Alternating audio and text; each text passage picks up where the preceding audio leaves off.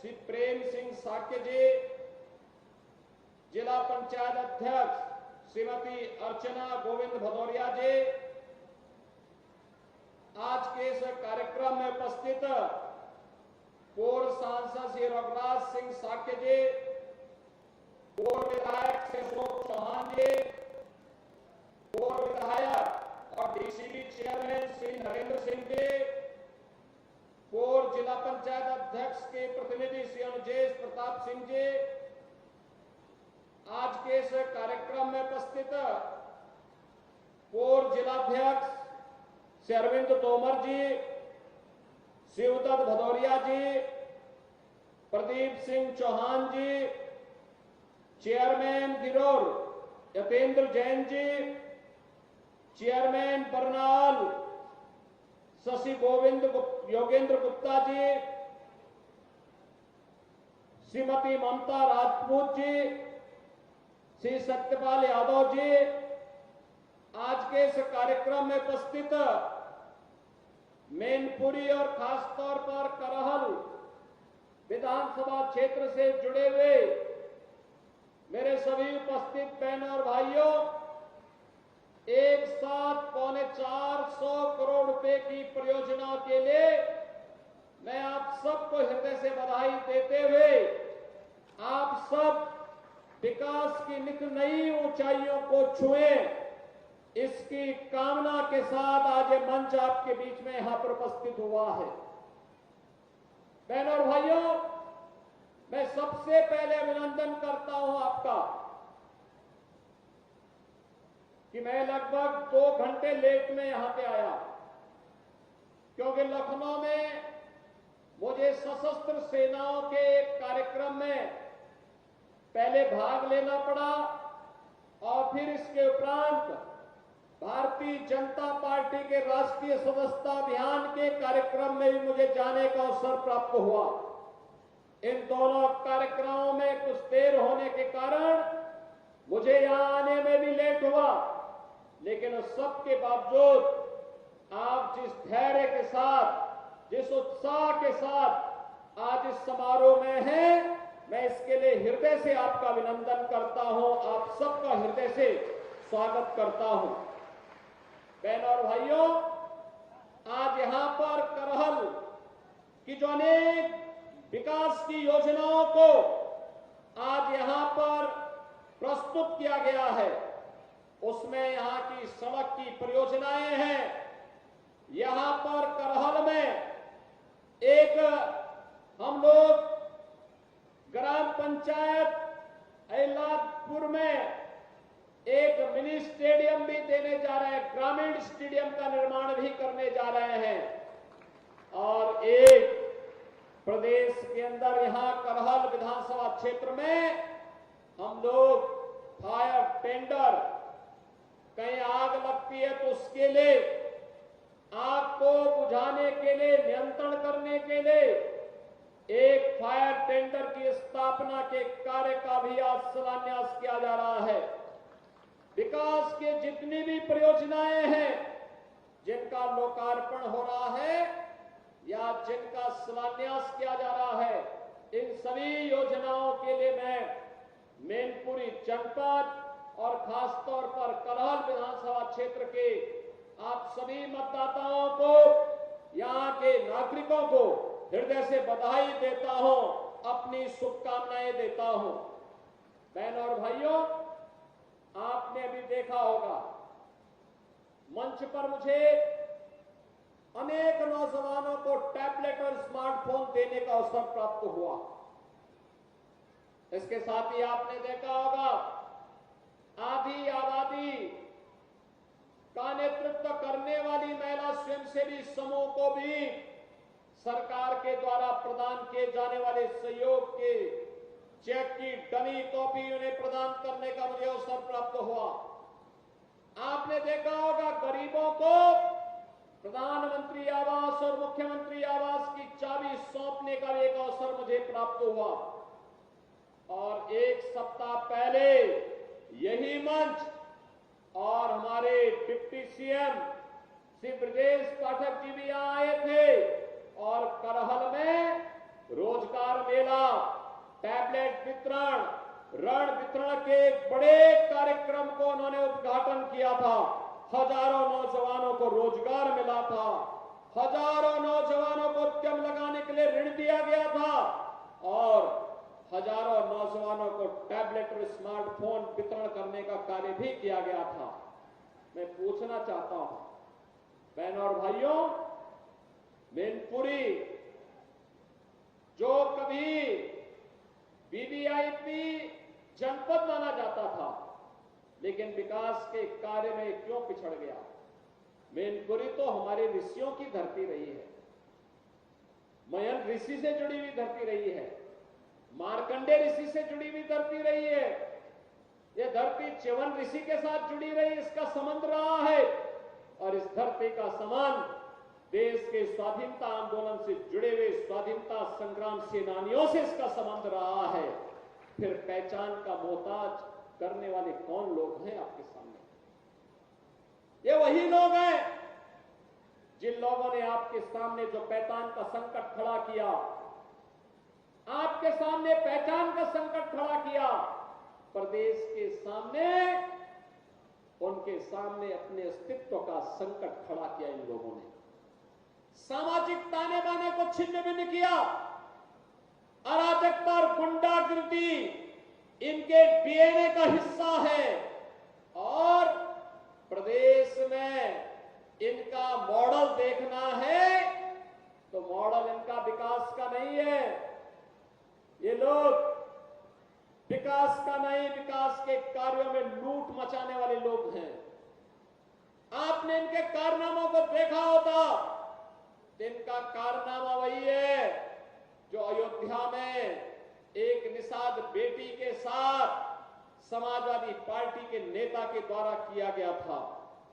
इनके घिनौने कृत्य वही है जो लखनऊ में एक बेटी को कैसे इन लोगों के द्वारा गिराया जाता है, ये इनका चेहरा है।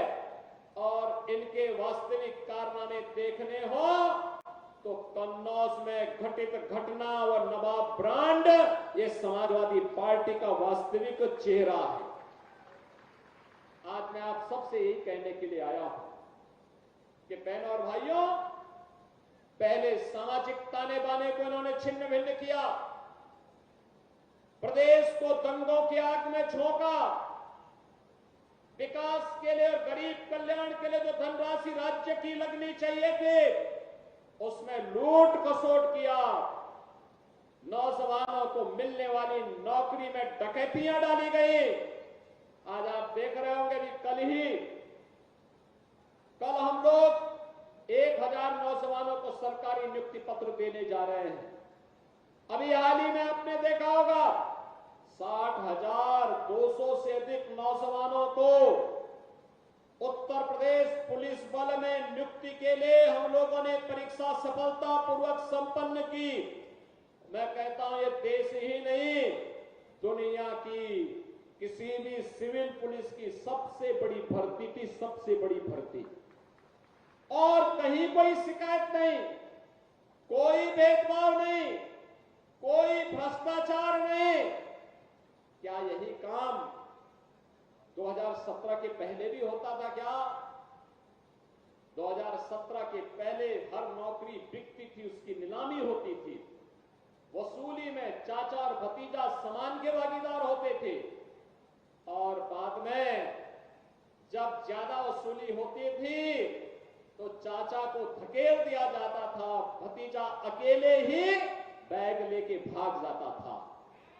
यही दृश्य पूरे प्रदेश का हुआ करता था। विकास के नाम पर भी यही लूट खसोट मची हुई थी, यही लूट पूरे प्रदेश में बची हुई थी। बहनों और भाइयों, इनको मैनपुरी की चिंता नहीं थी, इनको इटावा की चिंता नहीं थी, इनको स्वयं की चिंता थी, इनको प्रदेश की चिंता नहीं थी, क्योंकि इनको स्वयं की चिंता थी। और इसीलिए जब उनको लगा कि अब उत्तर प्रदेश सुरक्षित नहीं रहा तो इन लोगों ने तो अपने लिए दुनिया के अलग अलग देशों में द्वीप खरीद लिए होंगे लेकिन बहनों और भाइयों, हमें और आपको तो इसी प्रदेश में रहना है। हमें और आपको इसी प्रदेश में रहना है। चाचा की तो नियति ही है हमेशा धक्का खा करके वहीं पड़े रहना। लेकिन बहनों और भाइयों, उत्तर प्रदेश वासियों को धक्का खाने की आदत से अपने आप को उभारना पड़ेगा। सम्मान के साथ राष्ट्रवादी मिशन का सिपाही बन करके आगे बढ़ने की हमें आदत डालनी पड़ेगी। और इसी के लिए ये 450 करोड़ रुपए की विकास की परियोजनाओं की सौगात लेकर के आज मैं आपके पास इस मंच के साथ आया हूं। मैं आप सबका आह्वान करूंगा, आज तो प्रदेश में दंगा नहीं होता, आज तो प्रदेश में गुंडागर्दी नहीं होती, आज तो प्रदेश में किसी बेटी का अपहरण नहीं होता, आज तो प्रदेश में किसी किसान की जमीन पर कोई कब्जा नहीं करता है, आज तो किसी व्यापारी का अपहरण नहीं होता है, आज तो बेटी की इज्जत के साथ कोई खिलवाड़ करने का दुस्साहस करेगा तो उसे मालूम है कि उसके इस दुस्साहस की क्या कीमत उसे चुकानी है। और साथ साथ चुकानी ही नहीं है, आने वाली 7 पीढ़ियां फिर कभी भी कोई ऐसी हरकत करने की जरूरत नहीं करेगा। इस प्रकार की एक सबक भरी कार्रवाई सरकार के स्तर पर होती है। बेटी की सुरक्षा हो या व्यापारी का सम्मान, अन्नदाता किसान को शासन की योजना के साथ जोड़ने का कार्य हो या नौजवान के हाथ को रोजगार के साथ जोड़ने का कार्य, ये सभी आज मजबूती के साथ चल रहा है। और इसीलिए तो जब 25 करोड़ उत्तर प्रदेश वासी बोलता है तो 25 करोड़ की आवाज एक साथ जब आगे बढ़ती है तो बहनों और भाइयों, ये 25 करोड़ की आवाज उत्तर प्रदेश को अब बीमारू राज्य नहीं बल्कि देश का एक विकसित राज्य के रूप में स्थापित करता है, अनलिमिटेड पोटेंशियल के राज्य के रूप में स्थापित करता है। आज उत्तर प्रदेश विकास के नित नए मॉडल प्रस्तुत कर रहा है, सुरक्षा का मॉडल प्रस्तुत कर रहा है, नौजवानों के लिए स्टार्टअप का मॉडल प्रस्तुत कर रहा है। याद करिए 2017 के पहले कोई उत्तर प्रदेश में नहीं आता था। हमने इन 7.5 वर्षों में आपके आशीर्वाद से और प्रधानमंत्री मोदी जी के मार्गदर्शन में 6.5 लाख नौजवानों को सरकारी नौकरी दी, 2 करोड़ से अधिक नौजवानों को निजी क्षेत्र में निवेश के माध्यम से सरकारी निजी क्षेत्र में उन्हें नौकरियां उपलब्ध करवाई और 60 लाख से अधिक व्यापारियों को और युवाओं को अपना स्टार्टअप और उद्यम स्थापित करने के लिए स्वतः रोजगार के साथ जोड़ने का काम हुआ। बहनों और भाइयों, इससे पहले उत्तर प्रदेश में निवेश के अनुकूल माहौल नहीं था। जब व्यक्ति ही सुरक्षित नहीं तो पूंजी कहां से सुरक्षित होती। लेकिन आज व्यक्ति भी सुरक्षित है, पूंजी भी सुरक्षित है, आज बेटी भी सुरक्षित है, व्यापारी भी सुरक्षित है, आज अन्नदाता किसान का भी सम्मान है, नारी सशक्तिकरण के लिए भी कार्य है और युवाओं को भी सम्मान प्राप्त हो रहा है। और उसी अभियान के क्रम में आज एक बार फिर से मात्र 1 सप्ताह में ही पूरी सरकार आपके द्वारा ये आपसे कहने के लिए कि विकास की इस प्रक्रिया में अब जाति के नाम पर विभाजित होने की आवश्यकता नहीं, विकास की इस प्रक्रिया के साथ जुड़ने की आवश्यकता है जिससे आप भी विकास कर सके, मैनपुरी भी विकास कर सके, करहल भी विकास कर सके, यहाँ का नौजवान भी, यहाँ का अन्नदाता किसान भी, यहाँ का व्यापारी भी और यहाँ की नारी भी विकास की प्रक्रिया में जैसे किसी बांध के 4 पहिया होते एक साथ मिलकर के चलती है तो गाड़ी की स्पीड बढ़ती है, ऐसे ही 4 मजबूत आधार स्तंभ बन करके मैनपुरी को भी विकास की प्रक्रिया के साथ जोड़ने के इस क्रम में हम सबको सहभागी बनना पड़ेगा। बहनों और भाइयों, आज प्रदेश बदल चुका है, याद करिए 2017 के पहले मैनपुरी के वो लोग जब यूपी के बाहर जाते थे, लोग शक की निगाहों से देखते थे, सम्मान नहीं था, लोग भय और दहशत में बोलते थे कि वे कहां से आ गए। होटल की बात तो दूर, धर्मशाला में भी कमरा नहीं मिल पाता था। बहन और भाइयों, आज आपके सामने पहचान का संकट नहीं है। भारतीय जनता पार्टी की डबल इंजन सरकार ने जो कहा सो करके दिखाया।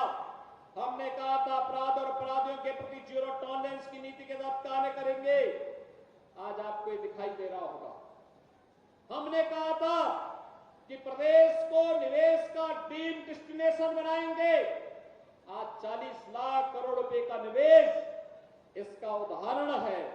हमने कहा था कि हम लोग उत्तर प्रदेश को इंफ्रास्ट्रक्चर का मॉडल खड़ा करेंगे, आज एक्सप्रेसवे, हाईवे और inter state connectivity, air connectivity इसका उदाहरण है। हमने कहा था उत्तर प्रदेश में देश का सबसे अच्छा निवेश करवाएंगे, 40 लाख करोड़ रुपए के निवेश आज उत्तर प्रदेश के अंदर होने जा रहे हैं। बहनों और भाइयों, हम लोगों ने कहा था कि उत्तर प्रदेश को देश की अग्रणी अर्थव्यवस्था बनाएंगे।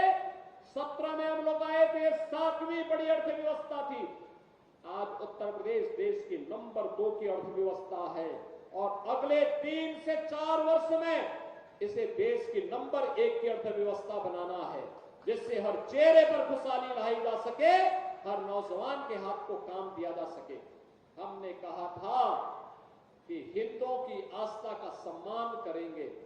आज आप देख रहे होंगे काशी में काशी विश्वनाथ धाम है, आज आप देख रहे होंगे अयोध्या में रामलला का भव्य मंदिर का भी निर्माण हो गया है। अब इसमें कोई संदेह है क्या? कोई संदेह है क्या? अयोध्या के मामले में, काशी के मामले में कोई संदेह है क्या? और मथुरा वृंदावन में भी कार्य युद्ध स्तर पर आगे बढ़ रहा है, विकास के कार्य नए सिरे से आगे बढ़ रहे हैं। ये समाजवादी पार्टी की सरकार थी तो ये तो जन्माष्टमी के अवसर पर इन्होंने भगवान कृष्ण की जन्माष्टमी के आयोजन पर रोक लगा दी थी, नहीं बनने दी थी, क्योंकि जन्माष्टमी में परित्राणाय साधुनाम विनाशाय च दुष्कृताम का उद्घोष करने वाले श्री कृष्ण भगवान के द्वारा इस उद्घोष से कुछ लोगों को परेशानी होती थी, इसलिए समाजवादी पार्टी के सरकार में उनके नेताओं ने बैन कर दिया था। जब मैं आया था 2017 में सरकार में आया तो बहनों और भाइयों, मैंने कहा भी जन्माष्टमी में क्या आयोजन होता है? लोगों ने कहा कोई आयोजन नहीं होता है। अरे हमने कहा एक ही तो आयोजन है जो जेल में, थानों में और पुलिस लाइन में होता है, इसको धूम धड़ाके के साथ इस आयोजन को आयोजित करो, जिससे भगवान कृष्ण के बताए मार्ग पर चल करके समाज सज्जनों की रक्षा कर सकेगा और दुर्जनों से कायदे से निपटने का काम भी कर सकेगा। और बहनों और भाइयों, आज मुझे बताते हुए प्रसन्नता है, जन्माष्टमी का आयोजन पूरी भव्यता के साथ सभी 1585 थानों में, 75 जनपदों में, सभी जेलों में और निजी आयोजन के अवसर पर भी हर गांव, हर शहर में कहीं झांकी निकल रही है, कहीं शोभा यात्रा निकल रही है, कहीं डोल यात्रा निकल रही है, पूरी भव्यता के साथ आयोजित हुआ। पर्व और त्योहार का क्या महत्व होता है, यह भारत के अंदर आकर के लोग देखें। भारत की विविधता, भारत के अंदर पर्व और त्योहारों की परंपरा इसका उदाहरण है और यह भारत की पहचान भी है। उस पहचान को बनाए रखने के लिए सरकार के स्तर पर प्रयास हो रहे हैं, नए नए अभियान चल रहे हैं और आज मैं आपको यही आश्वस्त करने के लिए आया हूं कि बहनों और भाइयों, सरकार विकास के साथ भी आपको जोड़ना चाहती है, सरकार नौकरी और रोजगार के साथ भी जोड़ना चाहती है, सरकार हर तबके के उत्थान के लिए कार्य करने के लिए पूरी तत्परता के साथ कार्य कर रही है।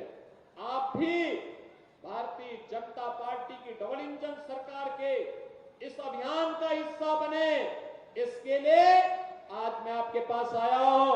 आज के इस अवसर पर आपको मैं एक बार फिर से जो 450 करोड़ रुपए की परियोजनाओं की सौगात आज मैनपुरी वासियों को, खासतौर पर कराल विधानसभा क्षेत्र वासियों को प्राप्त हो रही है, जिसमें सड़क का भी है, पेयजल का भी है, स्कूल का भी है, स्वास्थ्य सेवाओं का भी है, स्टेडियम का भी है और अन्य अग्निशमन केंद्र का भी है।